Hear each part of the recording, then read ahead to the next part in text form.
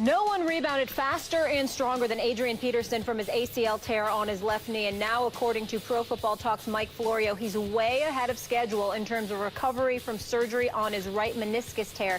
He suffered against the Packers in Week 2. Sources telling Pro Football Talk he plans to play again this season. Peterson will not be eligible to return until Week 11. Max, should he be rushing back from injury this season? Yes, he should be.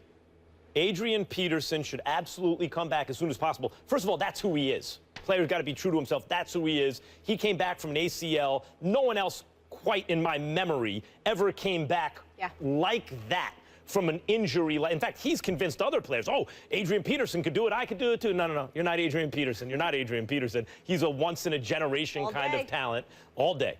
But that talent is just about used up.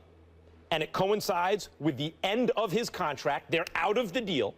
And so if he wants to come back and play, who may be more suited to take advantage of the defense than even the previous quarterback, the way Sam Bradford's been playing compared to the way Teddy Bridgewater is playing, who is ascending, but maybe not, hadn't yet ascended to the level that Bradford's already playing on. We've seen that since he's been on the team.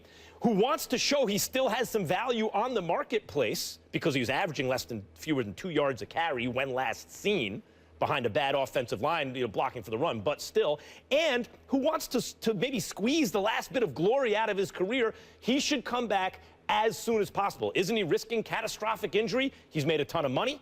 He's not going to get a huge contract next year because he ain't going to put up big numbers this year if what we've seen is any indication. And even if he does, he's got maybe one more year in him. A team's not going to overpay for that. In the NFL, they don't get carried away emotionally with what someone does. There are no long-term guaranteed contracts. So if a contract is up, I don't care who it's with at the running back position, and the guy is 31 years old, coming off a catastrophic injury at the end of his deal, that's all she wrote. Might as well come back as soon as possible, Stephen A. Smith, and get what you can get out of the last bit of glory of your career. No surprise here. I completely disagree with you because you're of the mindset that Adrian Peterson's got to get it while he can get it because his days are numbered. I'm of that mindset that even with this injury, he's Adrian Peterson. He's an exception to the rule. I am mindful of the work that he's put on his body. In 2012, when he rushed for 2,097 yards, he had 348 carries. Okay, the next year he had 279 carries. He got hurt first game in the season, so that's pretty much a wash. He didn't play that year, which was 2014. He comes back in 2015 from that ACL injury. What happens to him? 327 carries. That's what I'm paying attention to. And now he got hurt 2 games into this season. So essentially 2014 and now 2016, even though he's 31 years of age, there's basically 2 seasons that he would not have played. So you got to sit up there and you don't count those 2 years. Even though he got injured, because it was so early and it wasn't wear and tear that was accumulated on his body prior to the injury, he's simply an individual that got hurt, and that's how you got to look at it. So then I look at the ability. I'm thinking about Adrian Peterson wanting money. I'm thinking about Adrian Peterson thinking he's got a legit 3 to 4 years left in his career. I'm thinking about him and saying, even though I believe for at least 2 years, possibly longer, he could be elite, let's just say for the sake of argument, it would have to be ideal for him to do so. Offensively in Minnesota, even though their defense isn't elite, offensively, their defense is elite, offensively, there are question marks. So if I'm thinking about moving on, suddenly I don't prioritize coming back. Now, if I'm chasing a Super Bowl championship and I want to ride into the sunset like Peyton Manning did last year, that would be different. Now, if I'm thinking about my future and years to come, then I'm thinking about a team with a decent to good quarterback, with an offensive line that's worth bragging about. Who hasn't missed you at all since you've been gone. Tell me, wait a minute. I'm thinking about it from this perspective. What if Adrian Peterson was in a Philadelphia Eagles uniform? What if Andrew Luck had Adrian Peterson to hand the ball off to, and Grigson finally did his job and got Andrew Luck a damn offensive line? I'm just thinking it's possible. Go ahead. They're all what ifs, what ifs, what ifs when we have a real world scenario in front of us. First of all, while both of you gentlemen have managed to be wrong on the Cowboys segment, only one of you gets to be wrong in this segment. And it is you, Stephen A. Of course. No surprise, right? Adrian Peterson needs to rush back as quickly as possible, but different from Max, I don't think it's for any financial reasons. It's because why? As Herm Edwards often says, you play to win the game. And this is his window. This is the Vikings' window. They have an elite defense this year. There's no guarantee that Adrian Peterson is a Minnesota Viking next year. You can play the Colts and the Eagles game all you want, but he has a real-world chance this year to compete for a Super Bowl. The Vikings are good. it. And what's the threat? The Packers, the team they just beat, the Panthers, who are 1-2, they have a real opportunity this year. And I invoked Herm, I love using people's words against them, because essentially co-ops them to agree with me. So I remember last week when you said to me, Will, I don't understand if it's just you just don't like winning or what, in reference to Tony Romo's playoff history. This is Adrian Peterson's chance to win. You don't wait for guarantees. You don't wait until you can reduce risk to absolutely minimum. You play the hand you're dealt. This is the all-in hand for Peterson and the Vikings this year. This year, if you have a tiny bit of risk tolerance, a tiny bit of ability to see your window, you get back from this knee injury as quickly as possible and get on the field. Well, I definitely appreciate your position. And if you had something to do with our debates that we've been having over the last couple of weeks, your points would have been valid. However, you did not. Therefore, your perspective doesn't necessarily apply to the beef that he and I had. Because when we're talking about Adrian Peterson, I'm not going to sit here and refute anything you said or he said. If all we're talking about is this is it for you, are you going for the championship or not? What I'm saying is, because you're AP and you think you have X number of years left in you, I'm looking along the lines of what's going to facilitate you being in the league for the next 3 or 4 years. I certainly have no disagreement with y'all if all y'all are saying is now is what it's all about.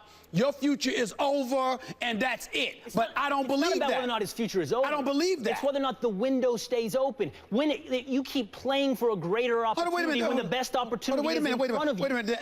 The NFL, more so than anybody, you can literally predict, excuse me, I'm going to be a contender. You're trying to tell me, just for the sake of argument, work with me here.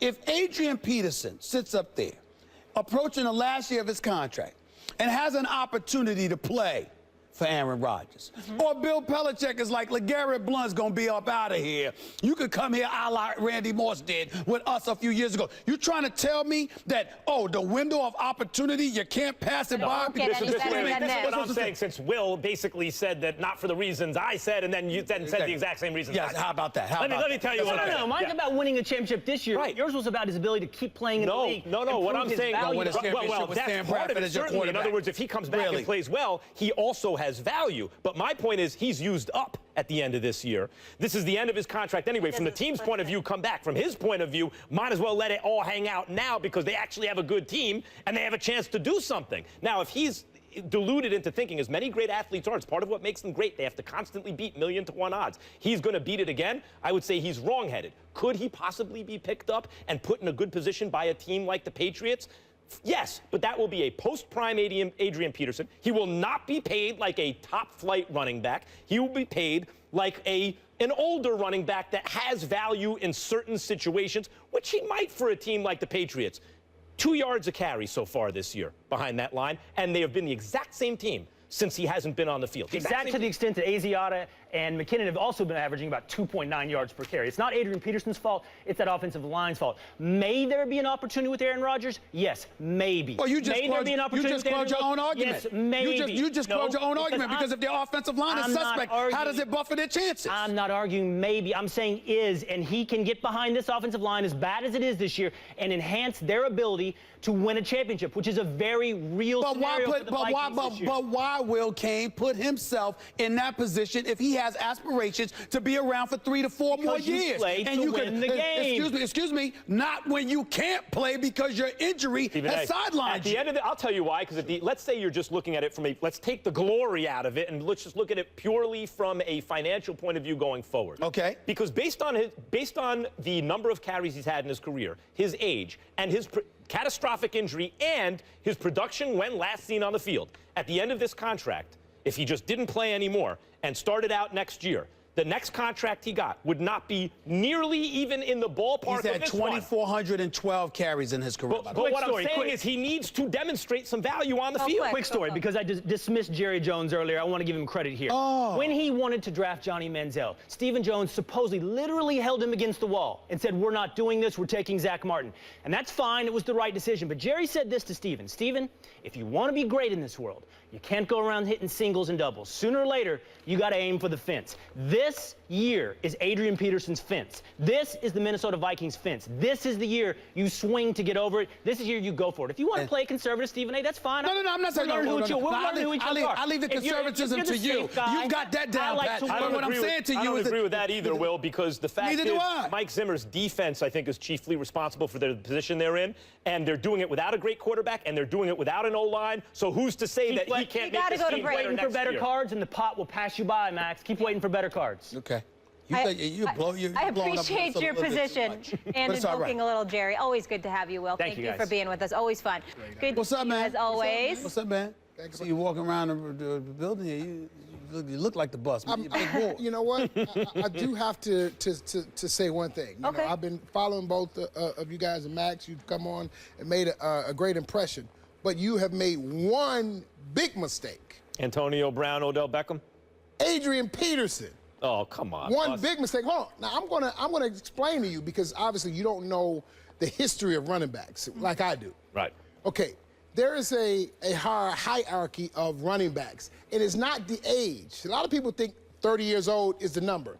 It's the attempts, the carries. That determines where you are. Now, your great running backs, 3,000 carry running backs. Your really good running backs, they average between 25 and 2,800. Sure. He's at and 24, your good is that you get 2,000 carries. He is a 3,000 carry running back, which tells me 2 years. He's got two highly productive years left in you. I heard you say the 2 years that he was injured, that will bring him up to that 3,000 carries. Here's the problem. Okay? Here's the problem. So the fact that you're thinking that he's, he's over the hill, no. Number of carries is a very good point. I would expect nothing less from you. Also, you have to factor in one other thing. Just keep in mind, y'all using up y'all time to talk about Kaepernick. Hurry up. One last thing. All right. Declining numbers is what you talked about. When you have a quarterback that is a young quarterback, unfortunately, you're going to have declining numbers because the defenses are going to try to shut you down because you don't have the ability to throw the ball deep. Okay. So that's... I appreciate that from a Super Bowl champion Hall of Famer who played the position. Saying that, of course, and you're absolutely right about the number of carries. Here's the problem. I got Here's the problem. Adrian Peterson is coming off. Just to show. Adrian Peterson, who is in the argument for greatest ever. I mean, he's in that conversation. I get it. And he's a superhuman freak. I mean, he came back from an ACL, and now other guys think they can do it too. Take your time. Take your time. However, I like seeing he's now had 2 catastrophic injuries he's coming back from. He did not play with a young quarterback. Most recently, it was Sam Bradford who came in, and still he was averaging fewer yards per attempt. And he was getting the ball a lot. In 2 games! By the way, than anyone else on the team. So, well, this is not definitive, but my prediction was this would be his last. You sound pretty damn definitive when it comes to Adrian Peterson, Max Kellerman. I'm telling you this. It's 2 games! At the age of 30, at the age of 32, he ain't going to be elite anymore at the age of 32. 2 games for AP! But you keep hinging on age. Age has something to do with it, including injury. It's not the major factor. But it's including injury. But he's proven that his catastrophic injuries is not the same as other players. We'll see what it looks like by the end of the year. Let me help you out. Did you know that that's not the only person that Max Kellerman has said these things about? Did you know that Max Kellerman also said that in 18 months, Tom Brady would be done? It's good. Done. Less than that now. Less than that now. Done. Tom Brady. This guy. Let me tell you something. This guy. I told everyone at the time they gave Kobe Bryant the contract extension. Oh, that don't count. That don't count. That don't count. I got one right. Let's go. I got one right. Derek Jeter is 2, and Peyton Manning was another. I told everyone at the time. Peyton Manning is gone. He's never coming back. You have seen the end of him. Did you say it before he threw the 55 touchdowns? I said it. Did you say it before he after the injury on the 39 touchdown season when I saw him fall off the cliff. Okay, and then he went over 55. No. But not before. Not 55, then 39. Remember, Luck led the 39, and Here's what I'm saying. Here's what I'm saying about Tom Brady. In the history of humanity, in the history of the known universe, no quarterback has ever performed at an elite level after the age of 40 in about 6 months. No one's done it at the age of 41. That's what Tom Brady will be at the end of next season, and I'm saying Tom Brady will not be the first. Tom Brady's falling off the cliff. That's what he said. Get the sound effect from Max. I haven't seen that cliff yet. Show him. I need to see that clip. I'm just That's saying, why it's a cliff. That's why it's a cliff. You don't see it coming. It's not gradual. It's sudden. I'm just telling you. This is who this guy. This is what I thought that I was done dealing with this kind of stuff. I really did. And then all of a sudden this guy comes along. Adrian Peterson is that one hurt me. That one hurt me. Tom Brady. This was the best part of my day. You coming in hot. I could not let that go. You had the numbers. I heard the same ready to go. Wait a minute. I heard the same thing about Peyton. Here's where his argument. I'm gonna help him out just for a second. Yeah. The Adrian, hold on. The Adrian Peterson, take it when you can get it, brother. Take it when you get it. Adrian Peterson injured. Derek Jeter got hurt. Peyton Manning, the 4 neck surgeries, got hurt.